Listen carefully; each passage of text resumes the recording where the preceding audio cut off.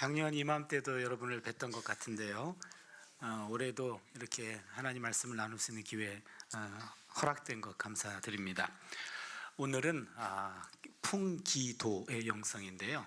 기도에 관한 말씀을 좀 나눠보려고 합니다. 구약 성경은 맨 앞에 오경이 있고, 그 다음에 역사서가 있고, 그리고 예언서가 있고, 시가서가 있고, 그렇게 네 덩어리로 나눠지거든요. 그러니까 오경하고 역사서는 하나님이 역사 가운데 남긴 구원 행동이 기록되어 있습니다.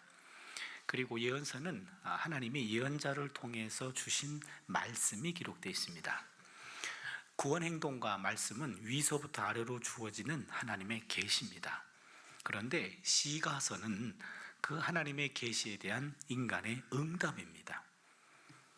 그러기에 한쪽은 위로부터 아래로 내려지는 계시, 그리고 다른 시가서는 하나님에 대한 응답이 되겠죠. 그런데 시가서 중에 가장 대표적인 게 시편입니다.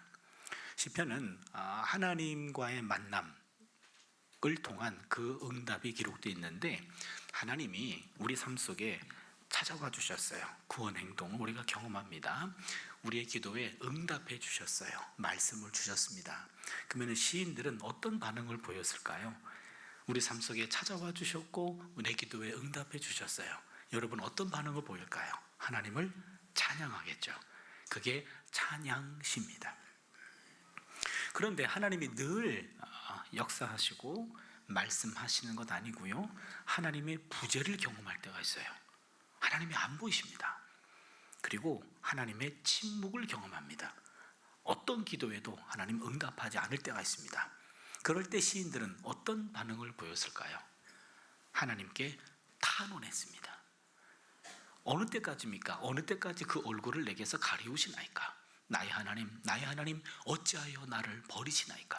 예수님께서 십자가상에서 하신 그 말씀 중에 하나, 엘리 엘리 라마 사박다니, 나의 하나님 어찌하여 나를 버리시나이까? 시편 22편 1절이거든요. 그거를 탄원시라고 말합니다. 그렇다면 시편은 크게 보면 찬양시와 탄원시로 구성되어 있습니다. 찬양시는 노래고, 그리고 탄원시는 기도입니다. 시편은 노래책이면서 기도의 책입니다. 인간이 하나님과 만날 수 있는 통로는 딱 두 가지입니다. 찬양과 기도입니다. 시편 22편 4절에 보면 이스라엘의 찬양 중에 거하시는 하나님 하면서, 하나님은 찬양 중에 임재한다고 하셨고, 임재하신 그 하나님과 말을 거는 것, 그게 기도가 되겠죠. 그렇다면 우리는 오늘 찬양시와 탄원시 가운데 두 번째 탄원시, 기도의 책이라고 하는 것을 공부하려고 합니다. 여러분, 시편은 다윗 때부터 이것이 작사 작곡되었고 노래되었습니다. 그러게 다윗 때로 가면 주전 1000년이죠. 주전 1000년부터 지금 2000년, 3000년 동안 신앙인들이 이 시편을 통해서 하나님과 소통했습니다. 그러게 시편은 깔뱅이라고 하는 장로교를 만든 창시자, 깔뱅이라고 하는 그 신학자는 시편은 인간 영혼의 해부도다라고 얘기했어요. 우리 인간의 영적인 해부도가 바로 시편이다. 우리가 하나님과 만날 때 보일 수 있는 모든 반응의 경우의 수가 다 들어가 있다는 겁니다. 그러게 우리가 하나님께 기도할 때, 여러분 사실은 찬양하고 기도할 때 시편에 보면은 우리의 영적 상태와 동일한 어느 한 시편이 숨어 있습니다. 그러게 기도할 때 그냥 이 시편에 있는 내용을 보고 찾아서 이것 가지고 같이 하나님께 올리면 3000년 동안 하나님이 들어왔기 때문에 아주 익숙한 기도죠. 다윗의 영성을 빌어서 함께 기도할 수 있습니다. 하나님은 그 기도를 더 익숙해 하십니다. 그런데 많은 사람들은 이것들을 다 무시하고 그냥 마구 달랍니다. 우린 그것을 막달라 기도라고 말합니다. 우리는 대부분 막달라 기도에 익숙해 있는데, 오늘만큼은 탄원시인데요, 13편 이 탄원시에 한번 주목해 보면서 이 탄원시 루트를 따라서 우리 한번 기도해 보려고 해요. 여러분, 탄원시는 기도라 그랬죠? 5가지 요소가 있습니다. 잘 기억해 주세요. 첫 번째는 하나님이라고 하나님을 불러요. 두 번째는 불평 혹은 탄원합니다. 세 번째는 간구합니다. 네 번째는 신뢰를 고백합니다. 다섯 번째는 찬양합니다. 이 5가지입니다. 하나님을 불렀고, 불평했고, 간구했고, 그리고 신뢰를 고백하고 그 다음에 찬양합니다. 간단하게 얘기하면 하나님 불렀고요. 나 죽을 것 같아요. 불평입니다. 간구, 살려주세요. 신뢰 고백, 그리하실 거죠? 찬양, 할렐루야, 이렇게 되는 겁니다. 이게 탄원 기도입니다. 탄원 기도에 보면 여러분 하나 중요한 게 있는데, 하나님이라고 하나님을 불러야 됩니다. 어떤 사람은 기도할 때 하나님을 안 부르고 본론부터 들어가요. 그러면은 위에 계신 하나님과 예수님과 성령께서 쟤 지금 누구한테 기도하냐 그럴 겁니다. 헛소리가 됩니다. 아무리 바빠도 하나님을 부르셔야 됩니다.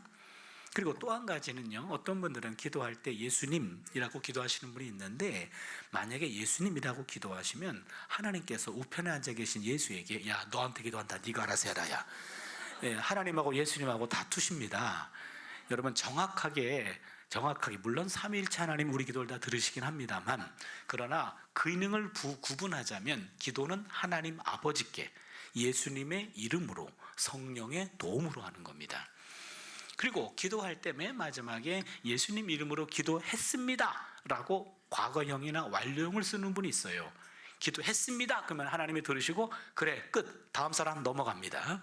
했다며, 그러고 끝난 거예요. 완료형으로 쓰시면 안 되고 기도 드립니다, 기도합니다, 현재형을 써야 됩니다. 그거를 영원한 현재형이라고 말합니다.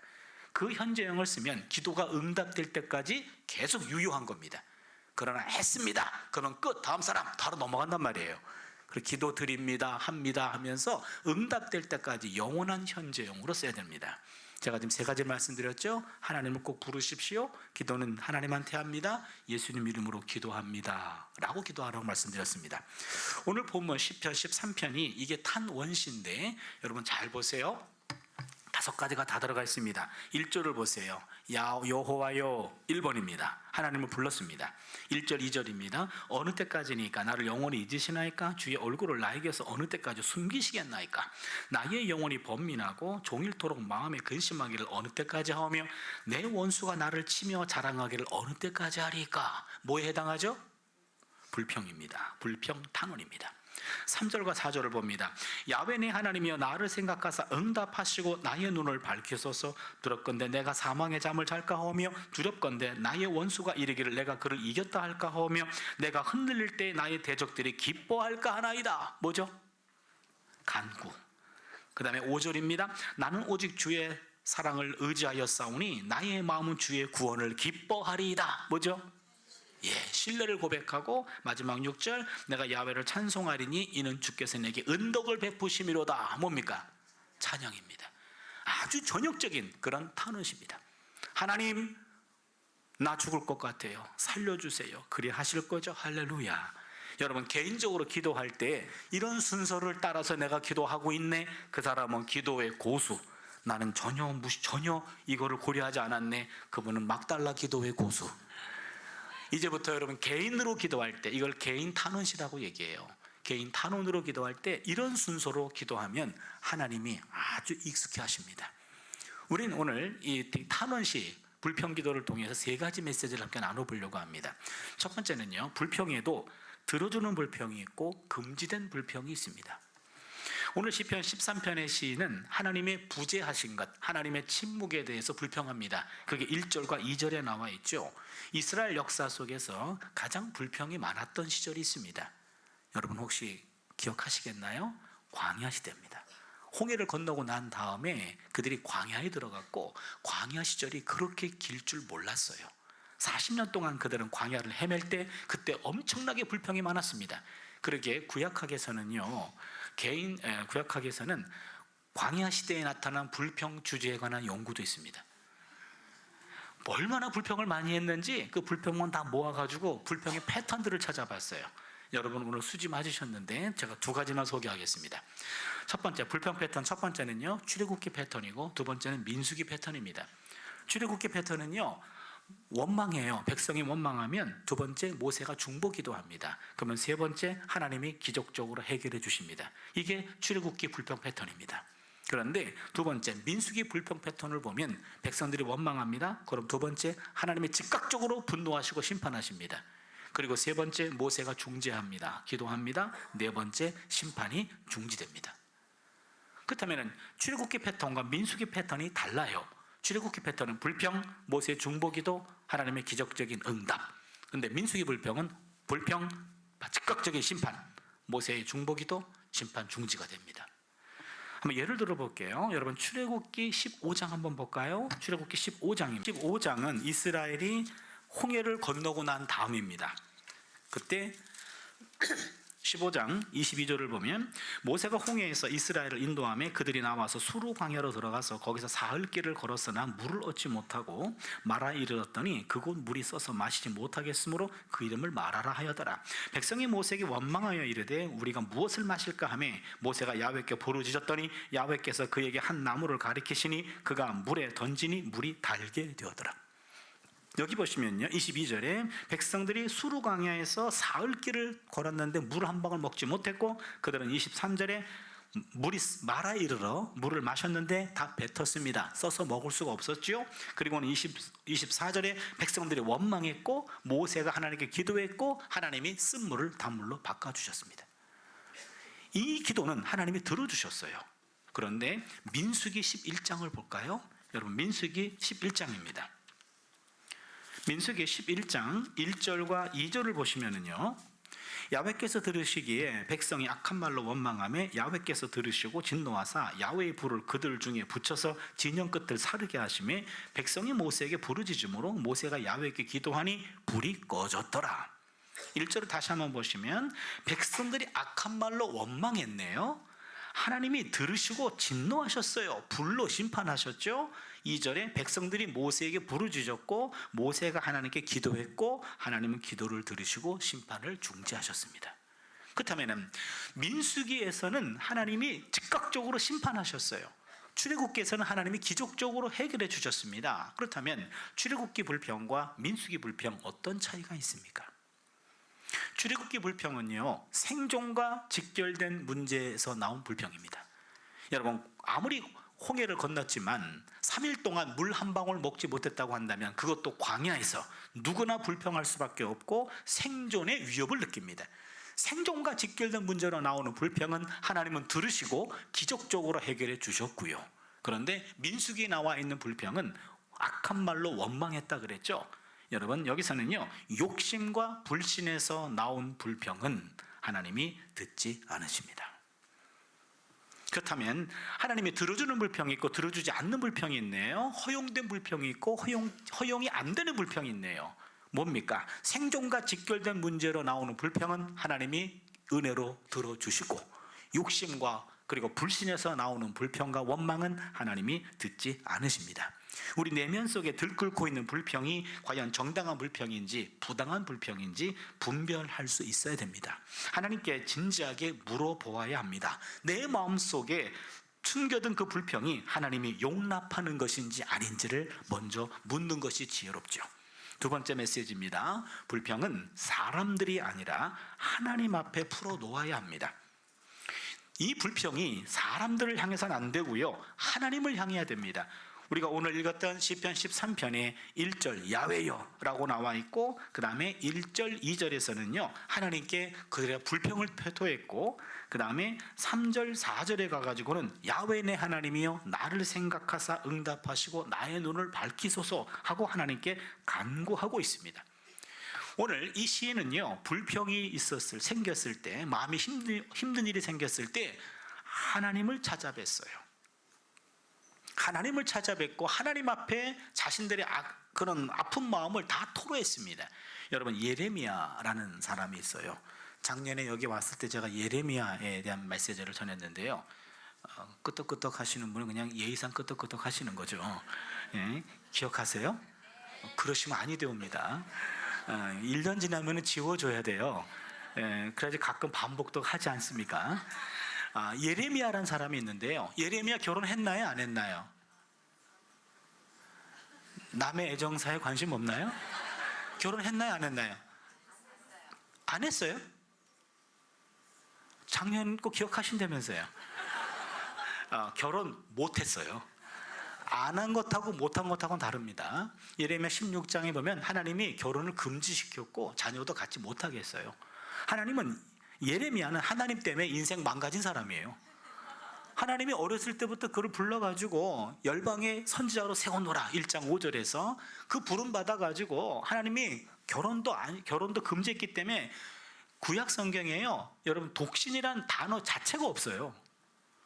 그러게 구약 시대에서는요, 사람이 태어나면 당연히 짝을 만나서 가정을 이루는 게 당연한 거고, 나는 홀로 살겠다 그런 단어조차도 없는 시대였습니다.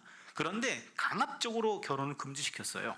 아무튼 예레미야는 그것 하나님 때문에 인생이 보통 인생이 아니었고 아주 독특한 인생을 살았어요.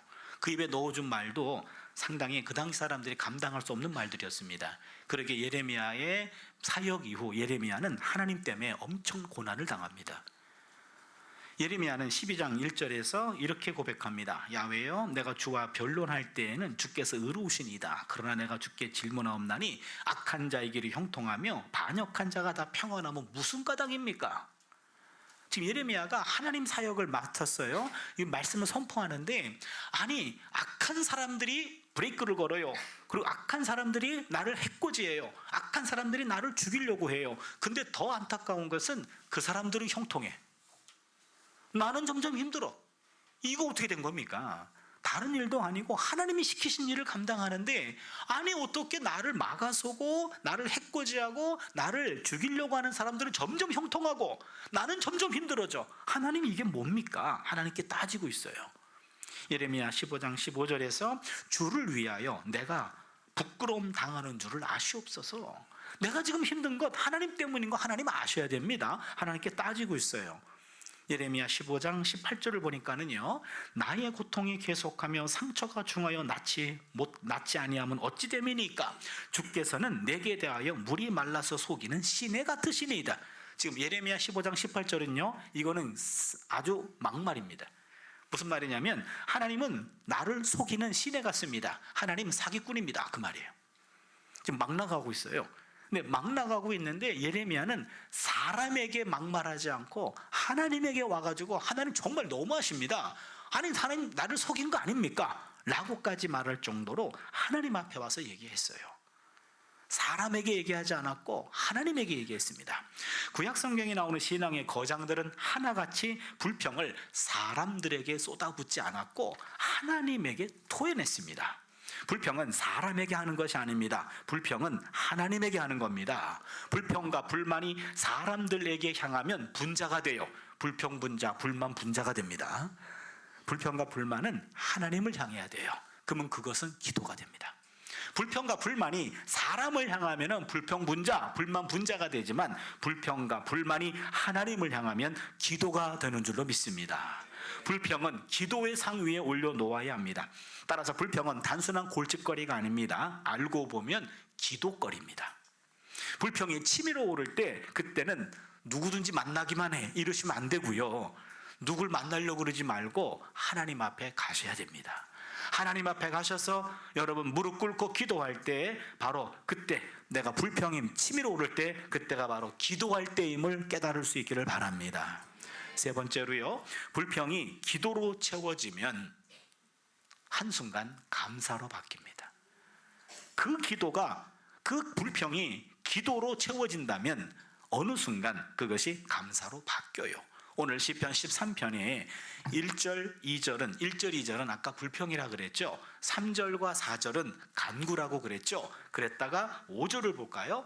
나는 오직 주의 사랑을 의지하여 싸우니 나의 마음은 주의 구원을 기뻐하리이다. 갑자기 바뀌어요. 지금 이 5절을 보니까는요, 신뢰를 고백합니다. 그리고는 6절에 보니까 내가 야훼를 찬송하리니 이는 주께서 내게 은덕을 베푸심이로다 하고 찬양으로 바뀌어요. 놀라운 일이 벌어졌습니다.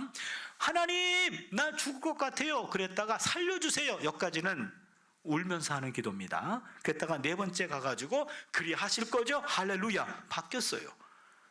이 탄식 기도가, 슬픔의 기도가, 아픔의 기도가, 고통의 기도가 어느 한순간 감사와 찬양으로 바뀌는 겁니다. 여러분, 하나님 앞에서 불평하고 그리고 탄원하고 하나님 앞에 통곡의 기도를 하다가 갑자기 이 시인은 신뢰를 하게 되고 그 다음에 하나님 앞에 확신을 얻게 되었고 그리고 찬양으로 끝나게 됩니다. 그러면 여러분 생각해 보세요. 이 아까 탄원기도 5가지, 하나님 나 죽을 것 같아요 살려주세요, 여기까지는 슬픔이라 그랬죠. 그랬다가 그리 하실 거죠, 할렐루야 그랬어요. 왜 울면서 기도하다가 맨 마지막에 끝날 때는 왜 웃으면서 끝납니까? 여러분 이런 기도 경험해 보셨죠? 살다 보면 너무나 답답하고 힘들고 어려울 때가 있어서 사람들 찾아다녀도 아무런 도움이 되지 않는, 어느 누구에게도 위로가 되지 않는 그런 외로운 순간, 아픔의 순간이 있을 때 하나님 앞에 와서 기도했더니 어느 한순간 하나님이 내 마음을 받아주시고 이 문제를 해결해 줄 것이다 라는 그런 위로를 받게 되면서 기도가 갑자기 탄식이 찬양으로 바뀌는 경험 있으시죠? 아마 있으실 거예요. 이렇게 특별히 새벽 기도 때까지 오셔가지고 여러분이 기도할 정도라면 이런 경험쯤은 있으셔야 돼요. 만약에 없으신 분들은 있으려고 오신 것 같아요. 그러면요, 왜 그러십니까? 왜 울다가 기도하시다가 왜 웃으면서 끝납니까? 기도하다가 뭔 일이 벌어졌나요? 여러분이 다 경험한 바인데요, 제가 지금 구약을 전공하고 있잖아요. 구약학에서 시편 연구에서 개인 탄원 시에 나타난 분위기 급변의 동인에 관한 연구, 뭔 얘기인지 들어오시죠? 학자들은 쉬운 이야기를 어렵게 표현하는 게 학자들이에요. 개인 탄원 시에 나타난 분위기 급변의 동인에 관한 연구, 무슨 말이냐면 5가지 요소 중에 1, 2, 3 이게 탄원이 있는 말이에요. 탄원이잖아요. 그랬다가 4번째, 5번째가 신뢰와 찬양으로 넘어가는데 어떤 일이 있었길래 변화가 됐냐 이 말이에요. 이거 하나 찾아낼 때마다 시편 박사들이 배출됐어요. 여러분들이 다 경험한 바입니다. 제가 2가지만 소개하려고 합니다. 첫 번째입니다. 미래 구원 사건의 선취 이론입니다. 미래 구원 사건이 선취 이론. 무슨 말이죠? 삶이 어렵고 문제가 생겼어요. 고통스럽습니다. 하나님 앞에 왔습니다. 하나님께 기도했어요. 기도하다 보는데 갑자기 내 문제를 다 하나님께 토해냅니다. 토해냈고요. 그런데 어느 한순간 인간적인 불평이 기도를 통하면 하나님의 영의 세례를 받아서 불평이 한순간 사라지고 그 자리에 감사로 채워집니다. 근데 그 응답은 아직 이루어진 게 아니에요. 응답될 것 같은 확신이 들어요. 미래에 일어날 구원 사건이 선취가 됩니다. 미리 취하게 되는 거죠. 여러분 기도하다 보면 불평과 원망의 기도를 하나님께 막 쏟아부었는데 할 것 다 했어. 이제는 더 이상 원망도 불평도 없어. 할 얘기 다 했습니다. 다 하고 났더니 갑자기 드는 생각이 이제는 응답받을 일밖에 없네. 이렇게 된 거예요. 할 얘기 다 했어요.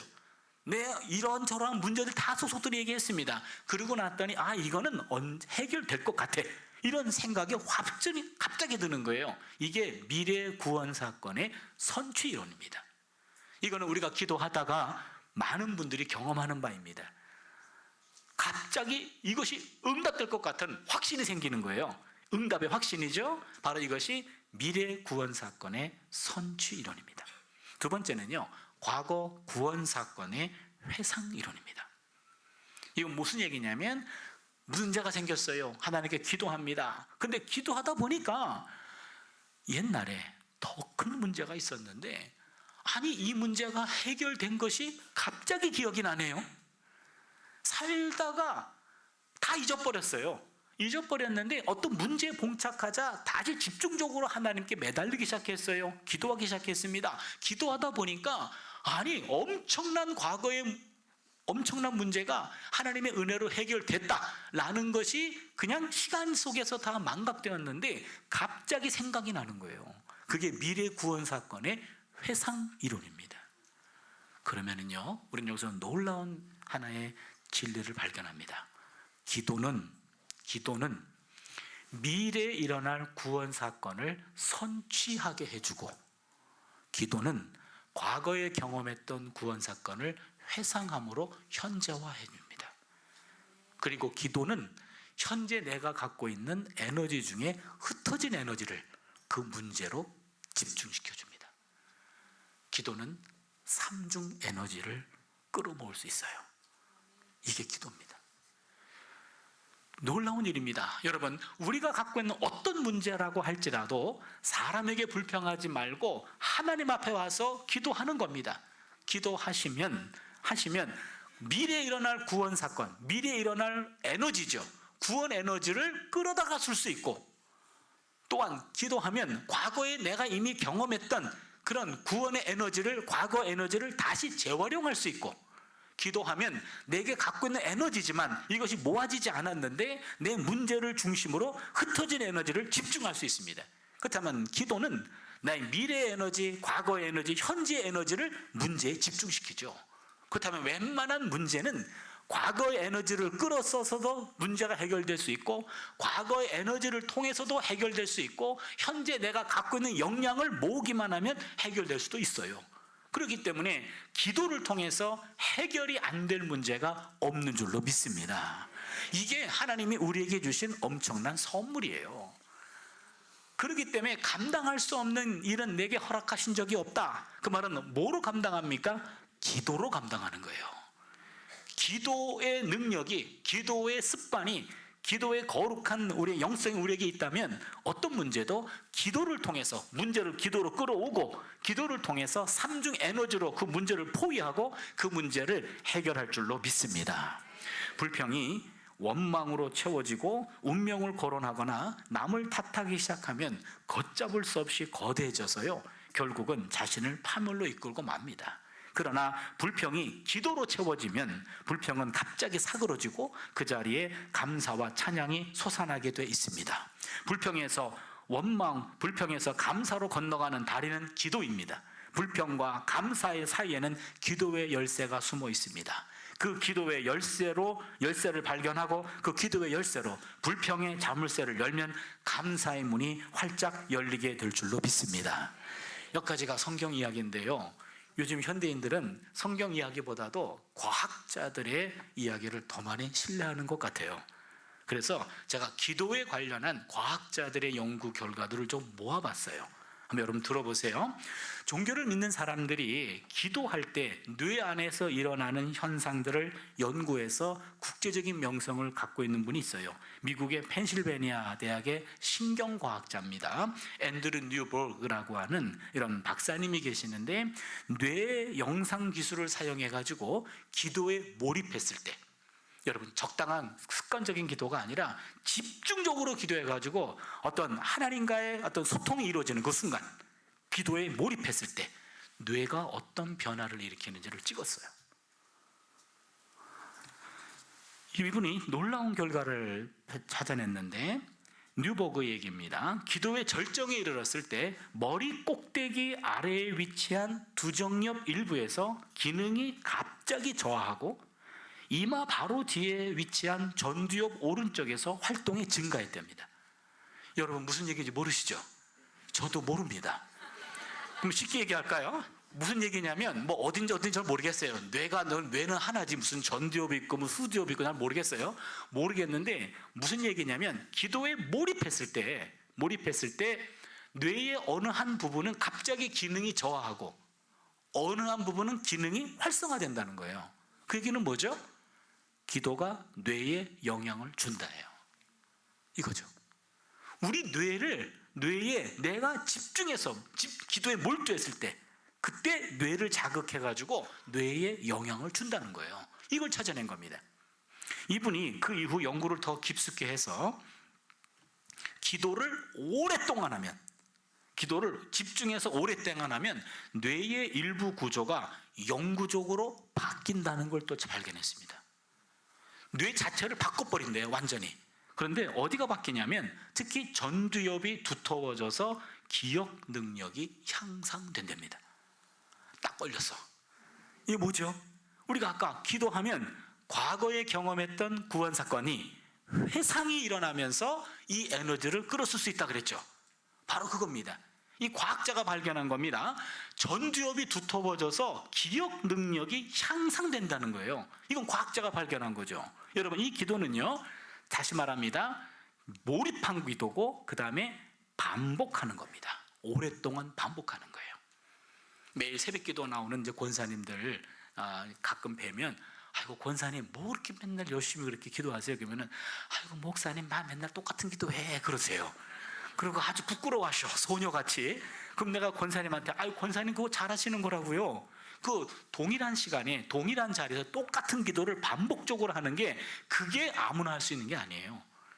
여러분, 우리가 몸의 건강을 위해서 무슨 피트니스 클럽 가가지고 무슨 뭐 런닝머신 뛰고 그다음에 무슨 뭐 근력 운동한다고 맨날 이 짓 하잖아요. 근데 이 짓 하는 게 바보스럽잖아요, 맨날. 그러니까 이게 돈 내고 뭔 짓인가 이래가지고 잘 안 가잖아요. 근데 계속해서 반복적으로 동일하게 행동해줘야 근력이 생기죠. 근육이 생기는 겁니다. 마찬가지입니다. 기도도 동일한 장소에서 동일한 기도 내용을 반복적으로 할 때 기도에 근육이 생겨요. 그 기도의 근육은 바로 뇌에 생기는 건데, 기도에 근육이 생기면은요, 여러분, 근육은 건강할 때 만들어야 돼요. 병원에 누워 있을 때 아이고 손도 못 드는데 어디서 어떻게 근력을 만듭니까? 건강할 때 기도의 근력을 만들어 놔서, 문제가 없을 때 기도의 근력을 만들어 놔서, 기도의 근육질을 만들어 놔서 문제가 생길 때 이미 내 몸은 준비되어 있어요. 어떤 문제가 와도 내가 기다렸다, 야 그렇지 않아도 야 기다리다가 내가 지친 줄 알았다, 야 잘했다 라고 이미 몸이 준비되어 있습니다. 기도로 준비되어 있기 때문에 웬만한 문제도 이미 기도를 통해서 툭툭 튀겨나가는 거죠. 바로 과학자들의 연구가 그거를 얘기해 줍니다. 미국의 하버드 의대의 허버트 벤슨 박사가 영원한 치유라는 책에서요, 기도를 반복하면 이완 반응을 불러일으켜 건강에 도움이 됩니다 그랬어요. 이건 뭐냐면, 이완 반응이라는 것은 relaxation response, 무슨 말입니까? 이완 반응이라고 하는 것은 스트레스를 받을 때의 생리적인 변화와 정반대가 되는 상태를 말합니다.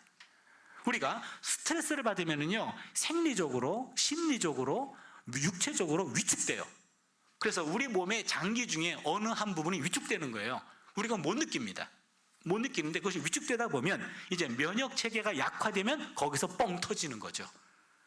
언제 제가 몸에 큰 이상이 와가지고 병명을 찾을 수가 없어서 병원에를 가서 이거 왜 그럽니까? 이런 증상인데 왜 그럽니까? 그랬더니 무슨 뭐 CT 한번 촬영해 보자고 뭐 CT 찾고 여러 가지 했는데 좀 며칠 있다 다시 한번 오시라고 했더니 못 찾았대요. 그러면은 MRI 찍읍시다. 그래서 또 MRI 찍고 며칠 뒤에 오래요. 또 못 찾았어요. 그리고 또 이것저것 다 하재요. 한 달 동안 그 정도 했는데요. 무슨 중병에 걸린 줄 알았어요. 그래가지고 너무 긴장해가지고 나중에 다 갔더니 다 해보더니 의사 선생님 하시는 말씀이, 선생님의 그 질병 원인은 스트레스입니다 그러는 거예요. 그 말에 엄청 스트레스 받았어요. 그거 누가 모르나? 그것 때문에 몇백만 원 돈 내가지고 한 달 동안 스트레스 받아가면서 그 짓 했나요? 근데 또 그 말이 틀린 말도 아니잖아요. 맞아요, 스트레스죠. 그 스트레스 때문에 내 몸의 어느 부위가, 어느 장기가 위축됐다가 그게 면역체계가 약화돼가지고 터진 거라는 거예요. 원인은 스트레스입니다. 물론 나도 알아요. 근데 틀린 말도 아니잖아요. 맞습니다. 우리 몸은요, 항상 관계 속에서, 인간 관계 속에서 심리적으로 위축되기도 하고, 또한 일하다가 내 몸이, 내가 인식하지 못했지만 내 몸이 스트레스를 받아가지고 어느 부분이 이렇게 쪼그라들어요. 근데 이것을 풀어줘야 되는데 그 릴렉세이션 리스판스 해주는 게 기도라는 거예요. 그러면 기도하게 되면요, 그거 치료행위입니다.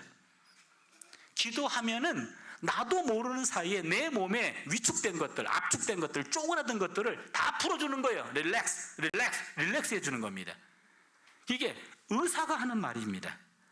의사 선생님이 하시는 말씀이, 기도하면, 이것도 여러분 그냥 어떤 기도인지 이분은 정확하게 기록을 안 해놨는데, 우리가 기도하면 릴렉스, 내 몸에 있는 묶인 것들을 풀어주는 그런 역할을 한다.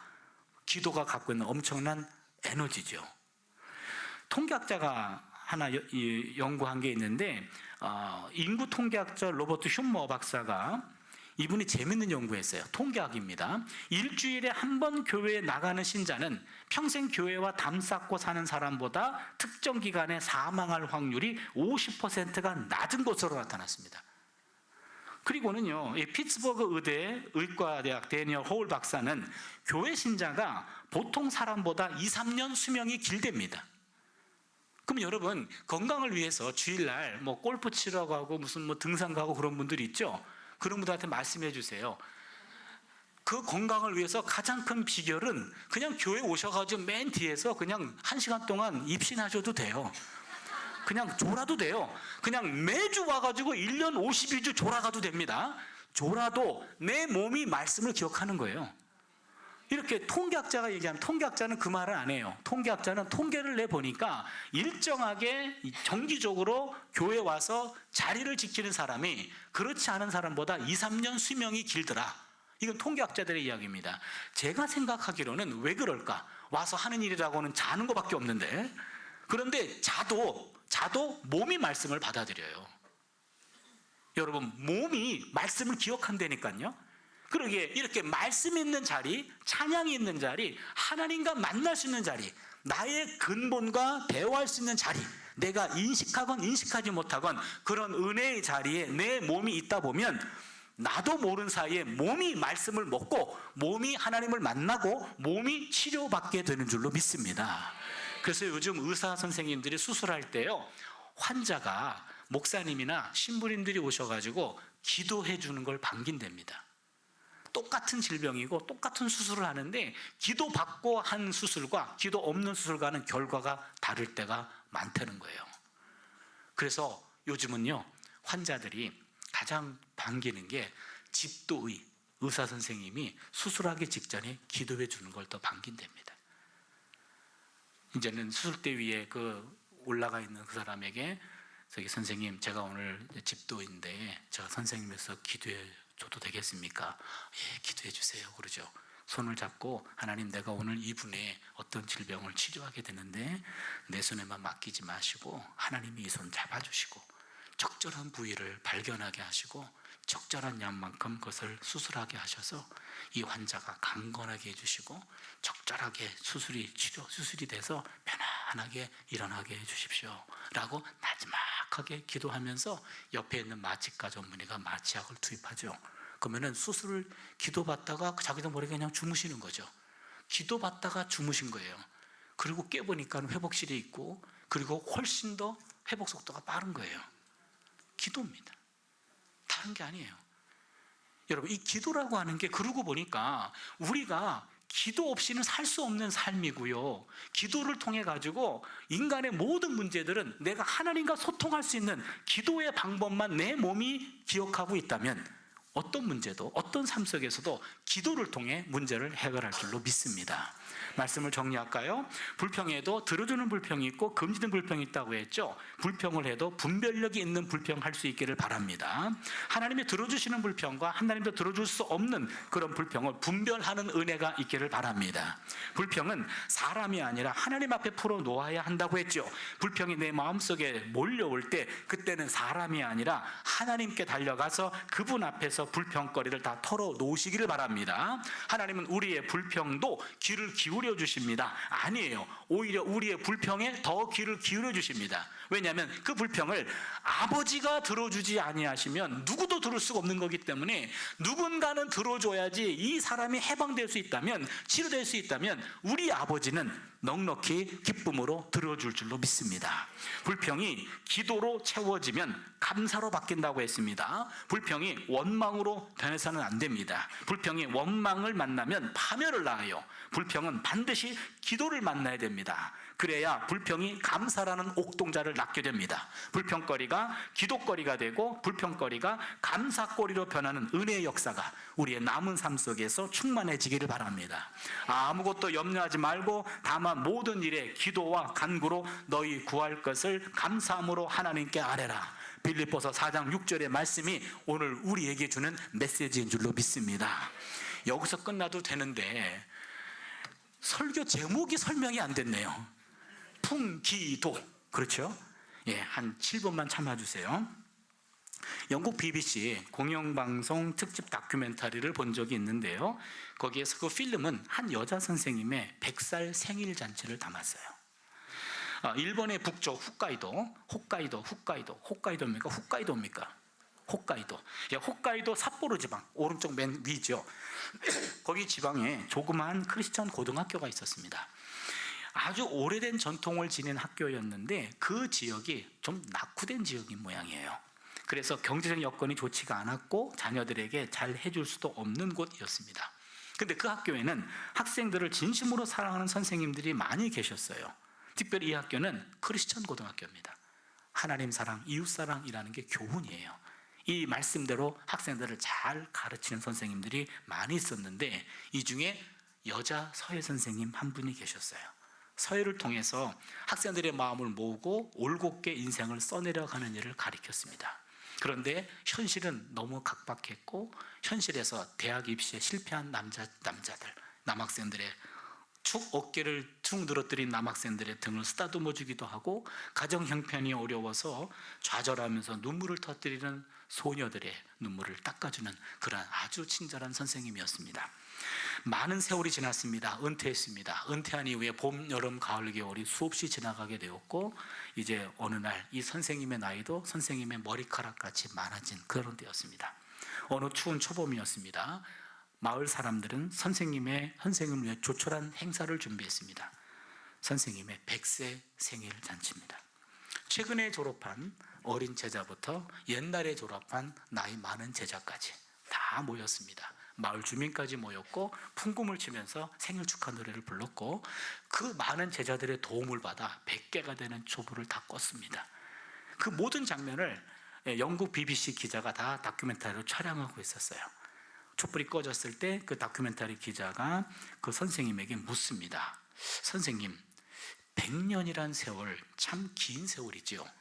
선생님의 그 지나간 삶을 글로 표현한다면 어떻게 표현할 수 있을까요? 선생님이 물끄러미 창문 너머 저 산을 바라보다가 곰곰이 생각하다가 드디어 붓을 들었습니다. 그리고 화선지 위에 3글자를 썼습니다. 이쯤 되면 눈치를 채야 됩니다. 풍 하고 오를 제목은 기도인데 이 선생님은 풍도기를 썼어요. 풍, 바람 풍자, 도, 길도자, 기, 빌기자, 기도할 기자입니다. 풍도기. 무슨 말입니까? 풍, 바람 부는 도, 길 위를 기도하며 살았습니다. 이 선생님의 이 3글자가 100년 동안의 삶을 다 지박해 놓은 거예요. 풍, 바람 부는 도, 길 위를 기도하며 살았습니다. 이 3글자에 100년의 인생 역전이 다 담겨져 있었어요. 이 글을 남기고 난 다음 며칠 뒤에 그 선생님은 세상을 떠났습니다. 자신을 가리켜서 I'm just a little old lady. 나는 그저 초라한 늙은입니다 라고 말했는데 이 다큐멘터리 제목은 A little giant lady. 몸은 작았지만 영웅적인 부인이었다. 여기서 끝. 끝나고 난 다음에 저는 그 다음에 도기라고 하는 3글자를 곰곰이 한번 생각해 봤어요. 100년을 사신 여자 선생님이 인생을 돌아보니까 풍도기더라 이런 얘기죠. 그럼 우리는 아직 100년 안 살았잖아요. 100년을 향해 가지 않습니까? 그렇다면 우리의 인생은 뭘까? 2번째, 3번째 글자를 바꿔보게 되더라고요. 풍기도. 무슨 얘기입니까? 풍, 바람이 불어옵니다. 인생에. 그럼 갑자기 길이 안 보여요. 그때 기도하면 도, 안 보이는 길이 보인다 이런 얘기죠. 이게 풍기도입니다. 풍, 바람 없는 사람 없습니다. 그렇잖아요. 아이고, 난 좀 바람 좀 없었으면 좋겠어. 바람 없는 곳 한 곳 있어요. 어딘지 아십니까? 무덤입니다. 무덤 가시면 바람 한 점 없어요. 그리고 무덤 가시면 이 땅에 폭풍이 불어도 한 점도 못 느낍니다. 우리가 바람을 느끼는 건 살아있기 때문에 그래요. 그렇다면 바람 없는 인생은 없거든요. 직장에 바람이 불고요, 사업에 바람이 불고요, 인간관계 속에서 바람이 불고요. 이놈의 바람은 가정 내에도 부네요. 부부관계에도 불잖아요. 자녀들 때문에 바람이 불죠. 건강에 바람이 불죠. 온갖 바람이 많아요. 여러분, 바람 없는 인생은 없습니다. 그렇다면 이 바람 불 때 갑자기 길이 안 보여요. 그때 기도하면 안 보이는 길이 보일 줄로 믿습니다. 갑자기 바람이 불면은요 길이 막혀버립니다. 그때 기도하면 막힌 길도 뚫릴 줄로 믿습니다. 바람이 불면은요 갑자기 길이 없어져요. 그러면 기도하면 없는 길도 생길 줄로 믿습니다. 이게 바로 풍기도의 영성입니다. 중요한 것은 기도라고 하는 이 선물을 우리에게 주셨는데, 여러분 저도 마찬가지입니다. 이걸 내 것으로 삼는 것이 우리 몫이에요. 기도는 훈련입니다. 동일한 자리에서 동일한 메시지를 하나님께 직접 계속해서 반복적으로 이야기하면서 뇌에 기도의 근육질을 만들어내고 내 몸을 기도에 아주 적화된 그런 몸으로 만들어내서 어떠한 문제가 와도 풍기도의 영성을 가지고요, 기도의 능력 가지고 문제를 맞닥뜨리고 문제를 해결하고 문제를 뚫고 가는 우리 모두가 될 수 있기를 바랍니다. 기도하겠습니다.